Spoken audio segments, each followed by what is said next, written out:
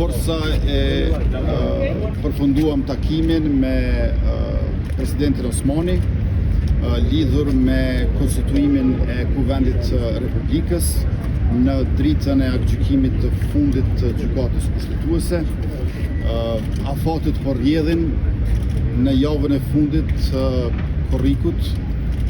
Duhet që ta kemi konstituimin e legjislaturës së nëntë. Do të bëjmë çmos që në frymën e bashkëpunimit me konsultime të dendura konstruktive dhe gjithashtu me idenë e konsenzusit apo kompromisit ta realizojmë këtë gjë në mënyrë që më pastaj të kalojmë tek formimi i qeverisë së re që i përgjigjet Kuvendit të ri të Republikës.